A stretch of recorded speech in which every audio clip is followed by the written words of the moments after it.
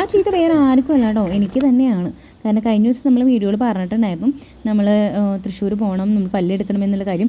അപ്പോൾ ചത്ത് കിടന്നാലും ചമഞ്ഞ് കിടക്കണമെന്നുള്ളതുകൊണ്ട് ഞാൻ എൻ്റെ സ്കിൻ കെയർ റുട്ടീനും കാര്യങ്ങളൊക്കെ ചെയ്തിട്ട് വേഗം തന്നെ ഇറങ്ങി. പിന്നെ ഞാൻ പുതിയതായിട്ട് മേടിച്ച മേബലിൻ്റെ അടിപൊളി ലിപ്സ്റ്റിക് ആണ്, നല്ല ലോങ് ലാസ്റ്റിംഗ് ആണ്. അതിൻ്റെ വീഡിയോ പിന്നെ ഒരു ദിവസം ചെയ്യാം.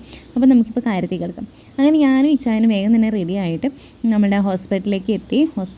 ഒരു നീണ്ട നില തന്നെ ക്യൂ ഉണ്ടായിരുന്നു. ആ ക്യൂവിലൊക്കെ നിന്ന് വേഗം നമ്മളുടെ ചീട്ടും കാര്യങ്ങളൊക്കെ ഒന്ന് പുതുക്കിയിട്ട് വേണം ഡോക്ടറെ കാണാൻ വേണ്ടിയിട്ട്. അങ്ങനെ ഡോക്ടറെ കണ്ട് എക്സ്റേ എടുത്ത് വീണ്ടും ഒരു ക്യൂ നിന്നും. അതിന് ശേഷം ഡോക്ടർ പറഞ്ഞു കുറച്ചൊരു ഡിഫിക്കൽട്ട് സർജറിയാണ്, ഒന്ന് വെയിറ്റ് ചെയ്യണമെന്ന്. അപ്പോൾ കുറച്ച് ടെൻഷൻ അടിച്ച് ഇങ്ങനെ നിൽക്കുമ്പോഴാണ് പിന്നെ നമ്മുടെ കെട്ടിയവനും കൂടെ ഉള്ളതുകൊണ്ട് നമ്മൾ അധികം ടെൻഷൻ അടിക്കുന്നില്ല, നമ്മൾ കംഫർട്ടബിളാക്കി ആളിങ്ങനെ നിൽക്കുകയാണ് കേട്ടോ.